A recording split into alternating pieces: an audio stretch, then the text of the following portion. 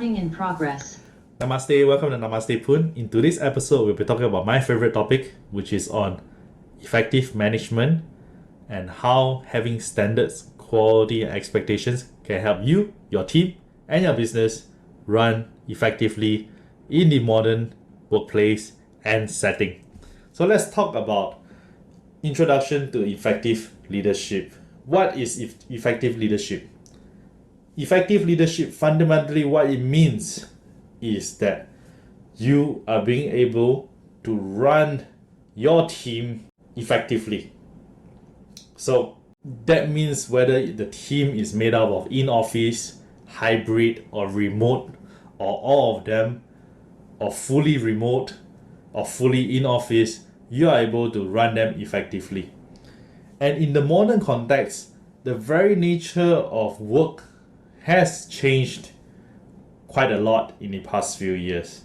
And therefore, as leaders, to be effective leaders in today's context, there is a lot more to do. In fact, I believe this is the reason why I create this video, is that today's leaders need to have a stronger and stricter sense of quality, standards, and expectations for the leader himself, for the business, and for their team members. It is so important. So let me talk about my business a little bit on effective management and effective leadership. So in my business, we have also undergone from a fully office-based team to now having a team that is in office, team that are on hybrid, and team that are fully remote as well. And it is very important that we learned, I personally learned from my own experience as well, having to hire, make mistakes, and be here to share with y'all about these experiences that I have. Is that fundamentally the nature and the attitude of workers in each of these categories are different. The availability of work and the notion of work has changed in recent years. If I could say it, I would say it that productivity across the board has become less productive as compared to previous years. And business have to be able to set the right expectation to get things back into what it was. And that is very important. Of course, times have changed, and asking for what was to be the case is a tough and big ask. But what I meant by that is more important is, instead of going to the past and expecting people to go into the office, what needs to be elevated or to meet the standard, which the Butler business we have more or less figured out, and we have been setting those standards for the past 1.5 years at least. And I can tell you the success of it as well. It worked. Of course, it worked with new hires being more strict in terms of the hiring process, and being more strict in terms of setting of expectations, quality, and standards. But it worked for remote and for hybrid workers. So I hope it works for your side as well. So we are going to go on, and I'm going to tell you more as we continue this video. So setting of those standards, quality, and expectations really helped Butler in managing new employees, old employees, in whether it's office, whether it is hybrid, or whether it is remote. So let's talk about the evolving workplace. So work, fundamentally, the notion of work has changed. And what I mean by that is, these days, people have, especially for new hires, which we have encountered quite a bit, people have the idea that work or the contract that you sign is not as enforced as last time. And what I mean by that is that, for example, in the Butler company, in our contracts, we have this clause called the no moonlighting. And it was through experience and through learning that we today have to remind the candidates when they sign the dotted line that this is what the company believes in, that we disallow for moonlighting because we want you to focus and deliver changes and productivity to the business, and ultimately we hope and we improve your career path by you making those productive changes to the business. And it was through learning of lessons. So it's not that the moonlighting clause was not there. The moonlighting clause has always been there. It's just that the problem is that new hires these days, not say all of them, but just a few of them, in my entire past few years of hiring, I believe I have at least crossed 30 to 50 new hires, and a lot have stayed, but also some were no longer in the system. And the thing here is that the convenience of work, or the nature of the concept of work, is what I eventually realized is that the concept of work has changed. Work, whether it is in office, hybrid or remote, the notion that I'm gonna work for one employer is becoming less regulated in a sense. Like it's less of an idea that I'm gonna focus on my work and my career, but more of let me go and find some side hustles and let me go and get some gig work, right? Without telling my employer that I'm gonna do that, which is one of the concerning things because it brings down productivity.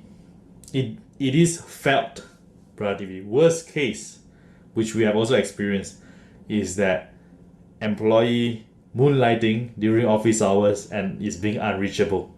So all these things happened and we learned from our past experience, although those are not very positive experience, but those are also very important experience that today when we sign on new candidates, we go through with them line by line that these are the things that you are signing, that this is the standards that the company is expecting, right? These are the kind of qualities that we are expecting from you as well. And we expect you to sign that dotted line and understand that you are going to be upholding those standards and not lowering the standards of the system, which we do it quite well.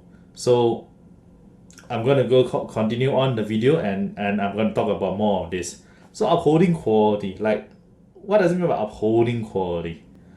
So in a setting whereby your workplace and your colleagues or your team may be working in different workplace settings, whether it's in office, hybrid or remote, what is ultimately most important is end of the day the colleague is able to deliver what the tasks at hand are and achieve those mission objectives that you set out or you are working together with your team member.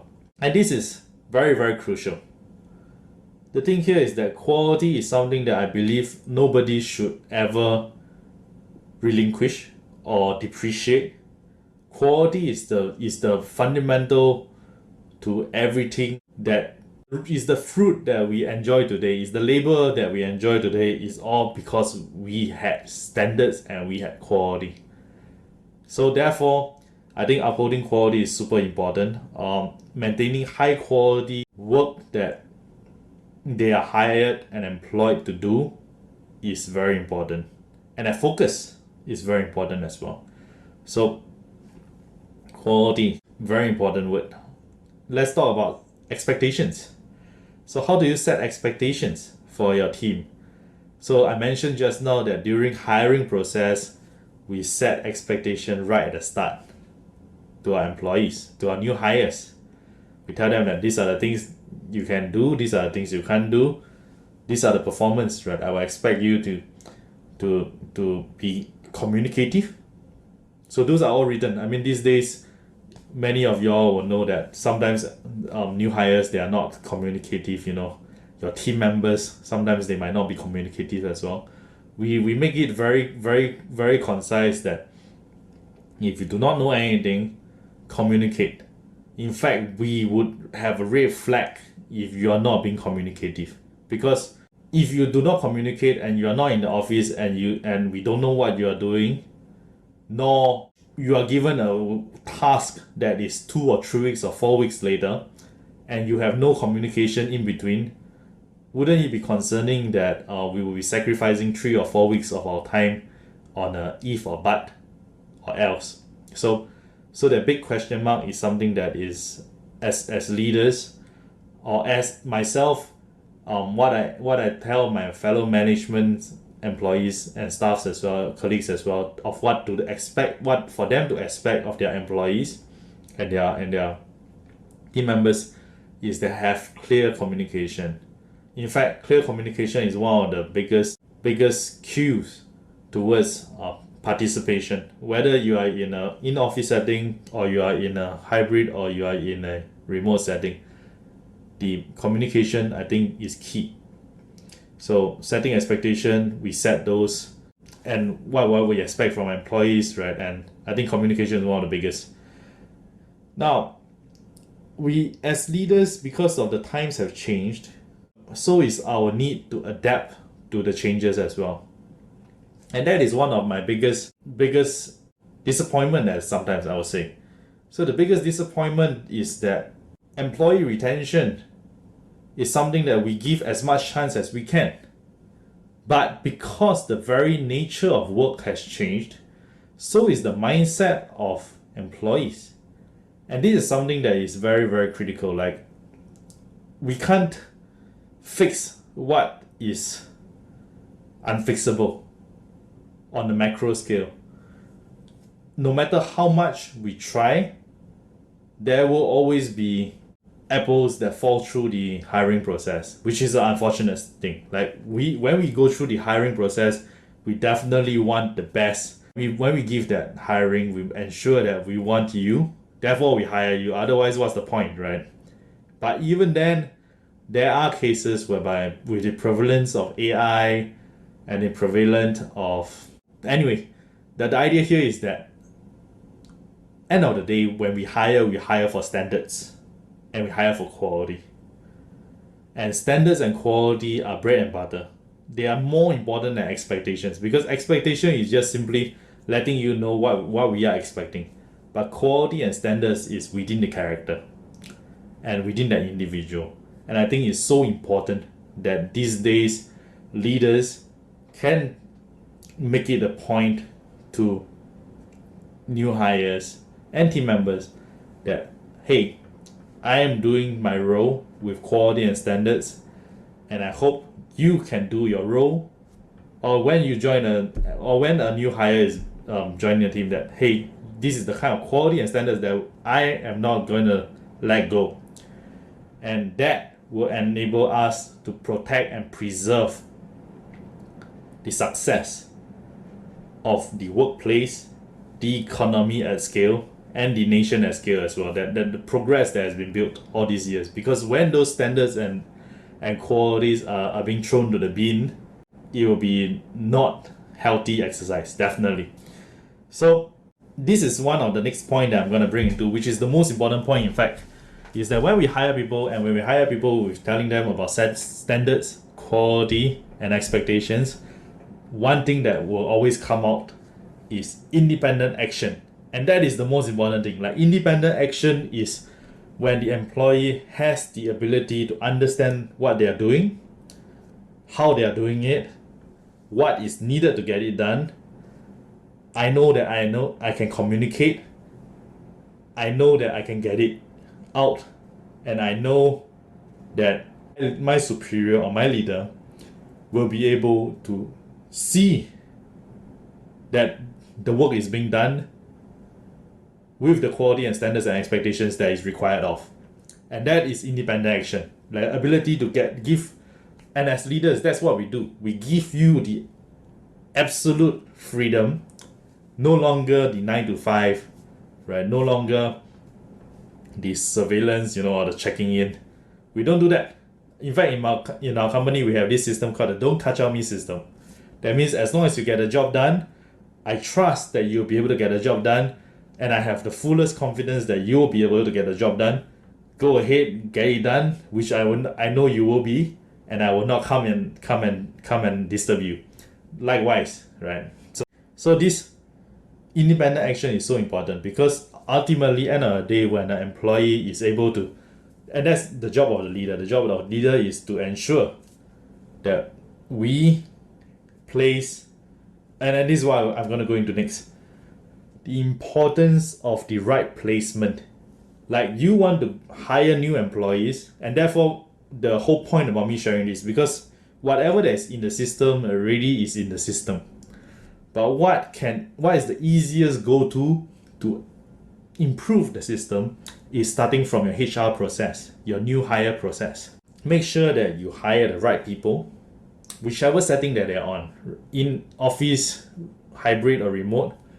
Hire the right people, put them to do the right things, right role.